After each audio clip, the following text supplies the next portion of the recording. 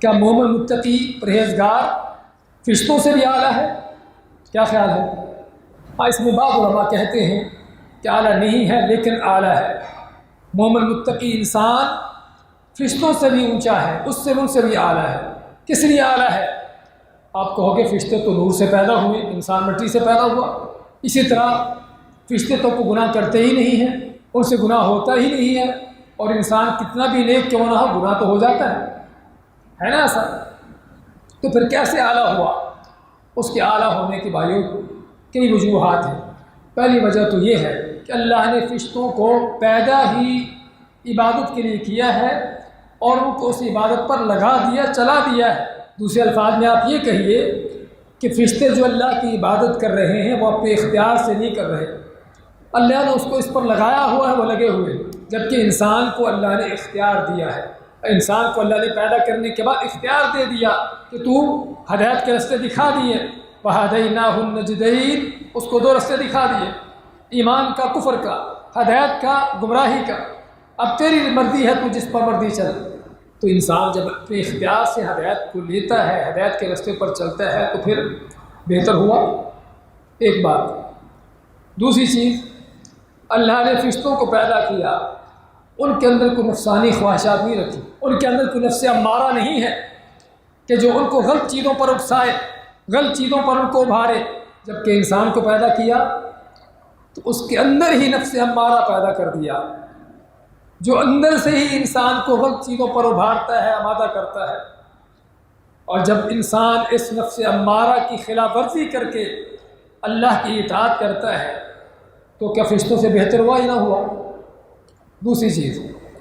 تیسری چیز، اللہ نے فرشتوں کو پیدا کیا، عبادت کا حکم دے دیا، اس پر چلا دیا، اور پیچھے کوئی شیطان نہیں لگایا ان کو بہکانے کے لیے، ان کو بھٹکانے کے لیے، اور انسان کو پیدا کر کے اس کے پیچھے شیطان لگا دیا کہ جس شیطان نے ٹھان رکھی ہے، عزم کر رکھا ہے کہ ہر قیمت اس انسان کو گمراہ کر کے چھوڑوں گا، اس کو جہنم کو لے کے جاؤں گا، اور وہ ہر لمحے، ہر وقت، ہر موڑ پر انسان کی گھات میں کھڑا ہے، اس کو گمراہ کر رہا ہے۔ اور پھر بھی اگر انسان اس شیطان کے ساتھ جنگ کر کے اللہ کی اطاعت کرتا ہے تو فرشتوں سے بہتر ہوا یا نہ ہوا؟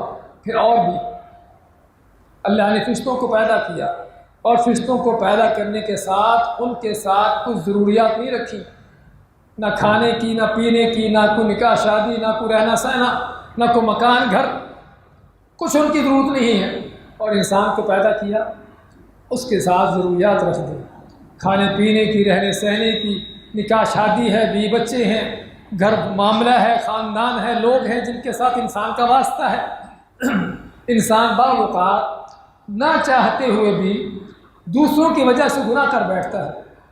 بیوی کسی غلط کام پر اکساتی ہے، اولاد بعض اوقات آدمی اولاد کے ہاتھوں سمجھتا ہے کہ میں مجبور ہوں کہ حرام کا کام کروں، چوری کر لوں، حالانکہ مجبور نہیں ہوتا، اللہ نے اس کی روزی لکھی ہے، حلال سے لکھی ہوتی ہے، لیکن انسان بعض اوقات شیطان کا دھوکہ کھاتا ہے اور سمجھتا ہے کہ یہ حرام کام کرنا میری مجبوری ہے، سود نہیں کھاؤں گا تو زندگی نہیں گزرے گی، حرام سے نہیں چلوں گا تو زندگی نہیں بچے گی، یہ اس کا اکثر دھوکہ ہے۔ ورنہ اللہ نے ہر انسان کو پیدا کرنے سے پہلے ہی اس کی روزی لکھی ہوئی ہے، اس کو مل کے رہے گی، لیکن انسان ہے کہ بے صبری کی وجہ سے اور اللہ کی تقدیر اس کے دیے ہوئے پر اکتفا نہ کرنے کی وجہ سے حرام کو الحلال کی بجائے حرام سے لیتا ہے۔ لیکن یہ حقیقت ہے کہ انسان کے ساتھ اس کی ضروریات ہیں، کہ جن ضروریات کی وجہ سے بعض اوقات انسان سمجھتا ہے کہ حرام کام کرنا میری مجبوری ہے۔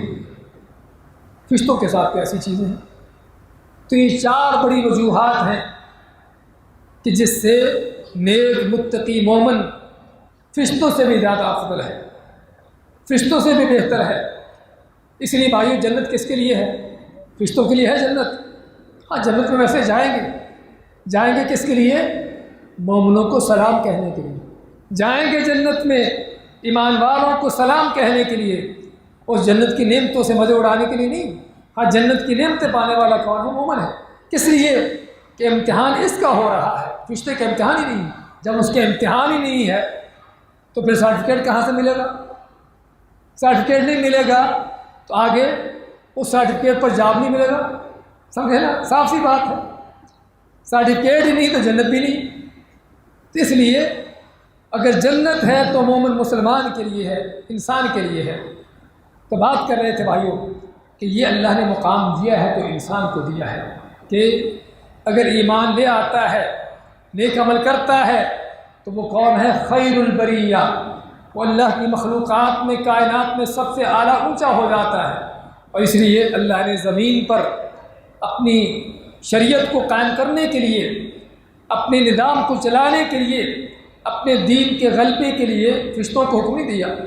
هو الذی ارسل رسولہ بالہدی ودین الحق لیظہرہ علی الدین کلہ۔